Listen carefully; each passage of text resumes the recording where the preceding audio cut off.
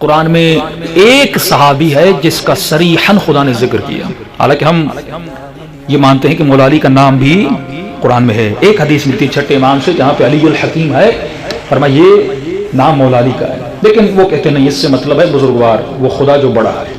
اسی شک کی بنیاد پر شیعہ جب قرآن ختم کرتے ہیں تو کہتے ہیں صدق اللہ العلی العظیم۔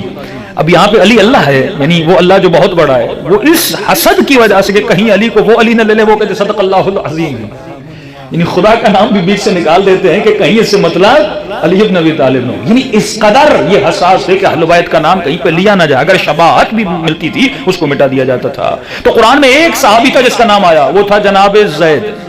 یہ زید کون تھے؟ رسول خدا کے پالے ہوئے بیٹے، جس کو ایڈاپٹ کیا جاتا ہے۔ عرب جاہلی میں ایک صفت تھی، دوسری صفت یہ تھی، نکاحوں کا چکر تو بہت بڑا تھا، لیکن دوسری یہ چیز تھی کہ جس بیٹے کو وہ ایڈاپٹ کرتے تھے، کہ میں نے کہا امیہ کو عبد الشمس نے ایڈاپٹ کیا۔ امیہ کون تھا؟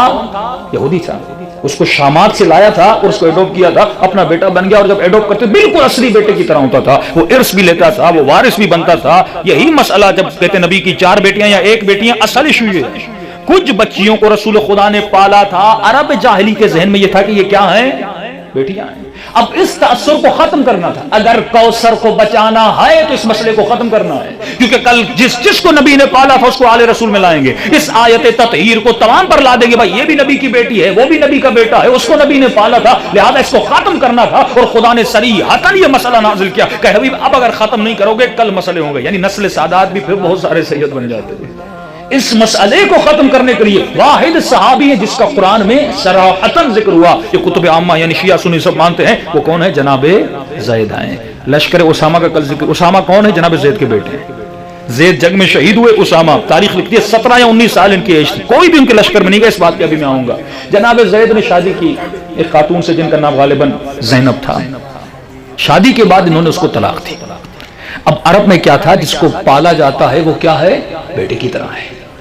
اب اس کی بیوی سے باپ شادی تو نہیں کر سکتا کیونکہ وہ منزلت باپ تھا، اب اس کو ختم کرنا، اور یہ بڑا قدم تھا۔ سب سے مشکل کام ہوتا ہے ثقافتوں کو توڑنا، رسموں کو توڑنا، سب سے بڑی جنگ ہوتی ہے کہ خلاف شرع رسم کو توڑ کر اسلام کو نافذ کرنا۔ ہمارے ایک بہت عزیز دوست سے کہتے ہیں مولانا ایک شادی تھی ہمارے رشتہ داروں میں، شادی بھی کرے میرے بھتیجی کی تھی، اور جب میں وہاں پہ گیا یہ گانا شانہ چل رہا تھا، اور یہاں تک انہوں نے ڈانسرز کو بلایا ہوا تھا۔ اب یہ ظاہر ہمارے تنظیمی تھے، انہوں نے کہا جیسے میں گیا میں وہیں پہ کھڑا ہو گیا، میں نے کہا تم لوگوں کو غیرت نہیں ہے؟ علی والا کہلاؤ، مسلم کہلاؤ، مومن کہلاؤ، اور شادی کا یہ حال ہو؟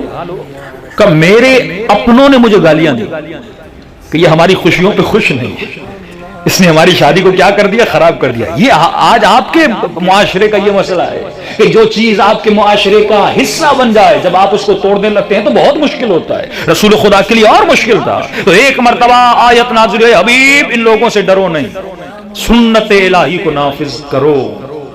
تو رسول خدا نے ان کی طلاق یافتہ خاتون سے کیا کی؟ شادی کر لی۔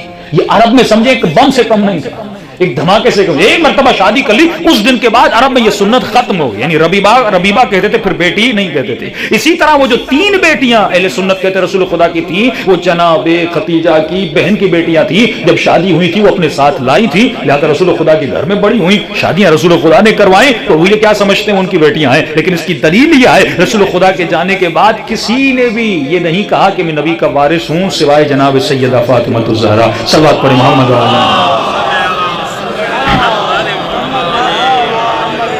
محمد وعجل فرجهم۔ تو یہ بہت مشکل تھا اس عرب کے زمانے میں جو یہ کہے کہ مولانا نہج البلاغہ میں امیر شام کو مخاطب کرتے ہیں، کل بھی عرض کر چکا، فرمایا تمہارا تو تعلق ہی قریش سے نہیں ہے، تمہارا تعلق قریش سے نہیں ہے، ولیس اللصیق بالصراحہ، فرمایا ہم قریش میں چپکے نہیں ہیں، ہم صراحتاً قریش کا حصہ ہیں، لیکن تم قریش کا بھی حصہ نہیں ہو۔